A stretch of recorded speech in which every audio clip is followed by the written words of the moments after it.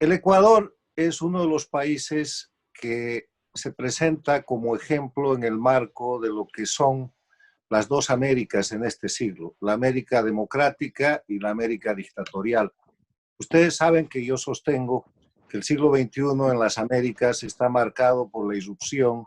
del castrochavismo, socialismo del siglo XXI, que empezó como movimiento ALBA bolivariano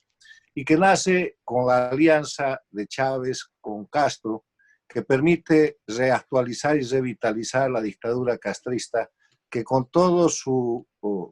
know-how de varias décadas implementa en el siglo XXI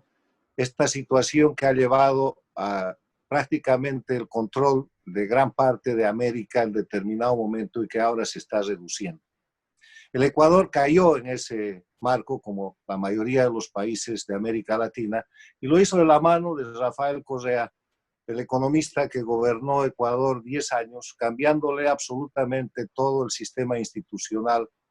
y permitiendo que un gran sociólogo, politólogo y político que forma parte de este foro, el presidente Osvaldo Hurtado, pueda poner en su libro Las dictaduras del siglo XXI, el caso ecuatoriano, el concepto de las dictaduras del socialismo del siglo XXI,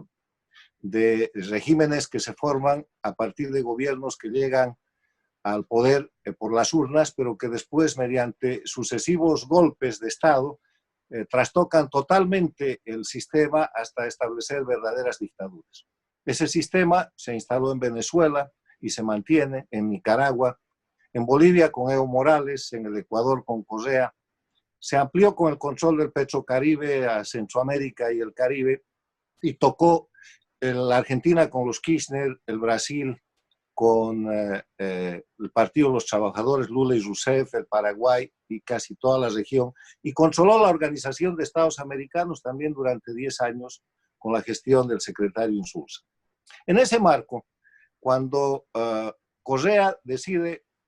llevar un candidato de su manipulación, de su sistema, su delfín,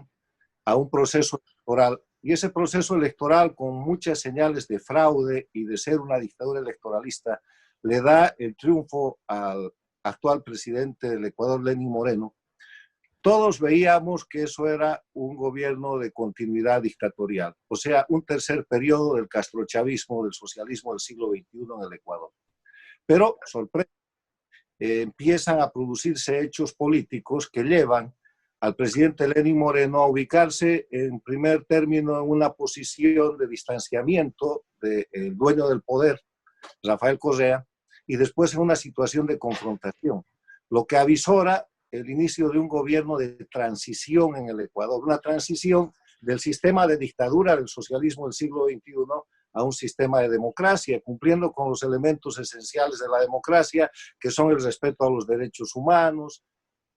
el acceso al poder y su ejercicio de acuerdo al Estado de Derecho, cumplimiento de la ley, la división e independencia de poderes, elecciones libres, justas y limpias, basadas en el voto universal y secreto, y la libre organización política. Entonces, un país como el Ecuador empieza a confiar que los exiliados pueden regresar, que la persecución política y la metida de mano en la justicia, la judicialización de la política, de la justicia para perseguir a la política puede cesar, que se puede transparentar el manejo económico del correísmo, por lo menos conociendo la deuda externa y buscando el esclarecimiento de múltiples casos de corrupción, y vemos un gobierno que empieza un proceso de transición interesante porque es el delfín del correísmo, el presidente Lenín Moreno, que se convierte en el hombre de transición hacia la democracia. En ese escenario,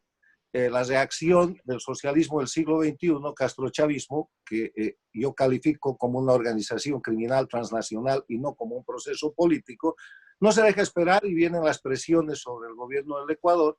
Y vemos el año pasado, en octubre, un golpe de Estado claramente digitado por el castrochavismo, operado por el sistema del Foro de Sao Paulo, aprovechando las debilidades y los inconvenientes internos que además son parte de la herencia que dejan los 10 años del gobierno castrochavista de Rafael Correa, el Ecuador puede superar eso y viene la crisis del coronavirus, la pandemia, esta calamidad universal que somete al Ecuador de nuevo a gravísimas tensiones y que muestran un futuro difícil. Es en ese escenario en el cual la importancia de este foro es considerar varias preguntas que se están haciendo los ecuatorianos y los latinoamericanos, que nos estamos haciendo todos. Es primero, ¿cuánto ha avanzado el proceso de transición del presidente Lenín Moreno? Hay avances importantes. Correa está condenado con una pena de 8 años de cárcel, pero ¿eso le impedirá ser candidato o hará él la fórmula, usará la fórmula del kirchnerismo buscándose un candidato a la presidencia para acomodarse Correa como candidato a la vicepresidencia? Lo que es claro es que en el Ecuador ha salido el dictador, pero no ha salido la dictadura, porque todo el sistema institucional es el que implantó Correa, lo mismo que está pasando hoy día en Bolivia, en un estado de mayor gravedad en Bolivia. El Ecuador tiene que soportar el sistema de jueces, de fiscales, de instituciones, e inclusive de individuos y de poder político concreto, con muchísimo dinero manejado por Correa y por el castrochavismo internacional. Tiene que soportar una campaña transnacional. Encima de eso está la crisis económica, con el sistema del Ecuador dolarizado, que en mi criterio es un beneficio, pero ya lo explicarán los expertos. O sea, estamos frente a la situación de que viene una elección después de un gobierno que ha hecho avances importantes en materia de transición, pero que yo no creo que ha logrado completar la transición. Hay avances importantes en contra del narcoestado que construyó Correa, hay avances importantes en el tema de la lucha contra la corrupción, pero falta muchísimo.